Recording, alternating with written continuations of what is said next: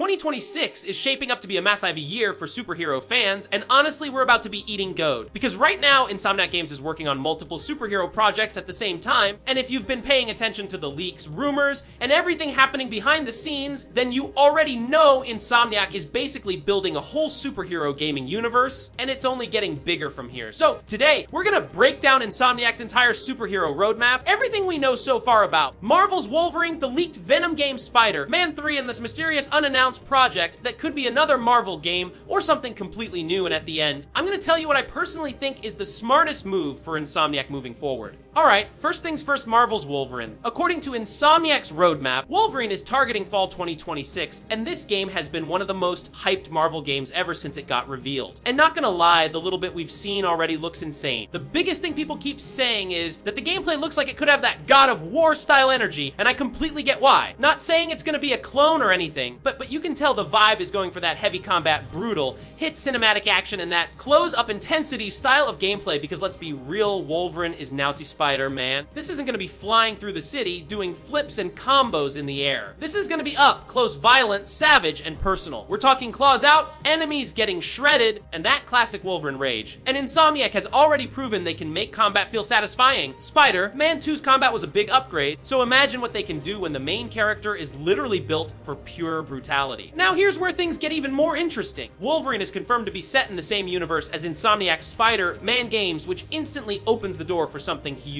Because if it's in the same universe, that means we could potentially see Spider-Man, Miles Morales, maybe even some familiar villains, and of course other X-Men characters too. And I know people are gonna say, don't get your hopes up. And yeah, I'm not saying Spider-Man is guaranteed to show up, but even a small cameo or reference would be enough to break the internet. Like, imagine a mission where Wolverine runs into Spider-Man for like 30 seconds, just one cutscene. That would be legendary, and on top of that, since it's Wolverine, we could also see other X-Men characters appear. People keep throwing around names like Cyclops, Magneto, and other mutants now. Obviously, we don't know exactly who's showing up because Insomniac is keeping the story locked down tight, but the fact that this is a Wolverine game in a shared Marvel universe is already enough to make this one of the most exciting releases coming. Now let's talk about the game that has fans going crazy, the leaked Venom game, reportedly titled Lethal Protector. So originally, according to the leaked roadmap, this Venom game was aiming for a 2025 release window. But after that massive hacking situation where Insomniac's roadmap and internal plans got leaked online, things changed. And based on what we've heard, Insomniac had to shift a lot of their plans around. Some projects got moved, some things got delayed,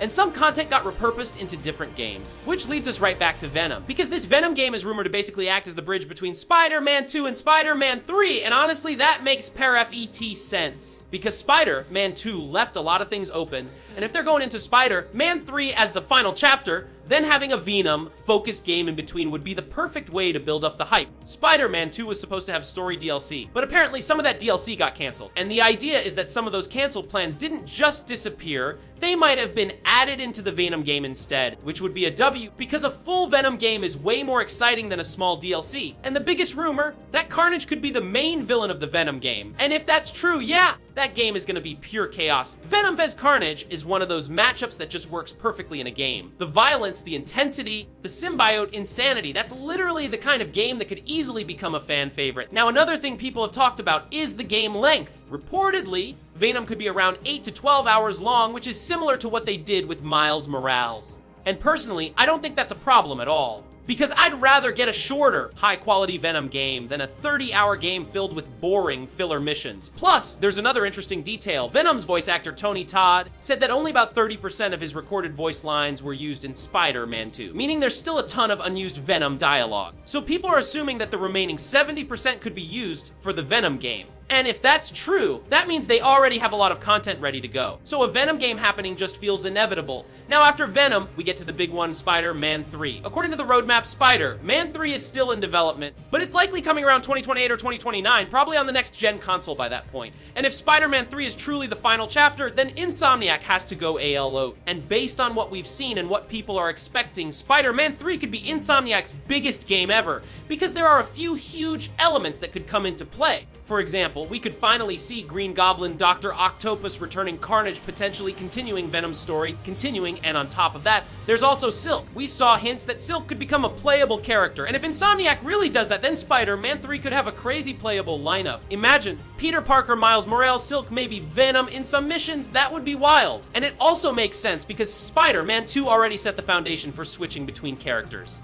So by the time Spider-Man 3 drops, they could make character switching even smoother, with each character having their own unique abilities and story missions. And also, one big question people have is, what happens to Peter Parker? Because Spider-Man 2 made it feel like Miles is holding things down more now. So Spider-Man 3 could be the real passing the torch moment, or it could bring Peter back in a big way. Either way, that story potential is insane. Now here's the part that has everyone guessing. In the leaked roadmap, there was also an unannounced project, and we still have no real idea what it is. It could be a brand new IP, an online multiplayer game, or another Marvel game, and if it's another Marvel game, there are so many possibilities. Personally, if Insomniac is making another Marvel game, I'd love to see something different. Like, imagine a full Insomniac game for Doctor Strange or Iron Man. Doctor Strange would be insane because you could do magic combat, portals, crazy dimensions, and Iron Man would be perfect for fast movement, air combat, suit upgrades, and insane boss fights. But again, we don't know what that unannounced project is yet, so for now, it's just pure speculation. Now, overall, Insomniac's roadmap looks amazing, but I'm gonna be real, they need to be careful too, because working on multiple superhero games at the same time is crazy, and Insomniac has a great reputation, so the last thing anyone wants is rushed games, unfinished launches, or games that feel too similar. But if they take their time, keep the quality high, and keep building this universe the right way, Insomniac could basically become the #1 superhero game studio, and right now, it feels like they're already on that path. But yeah,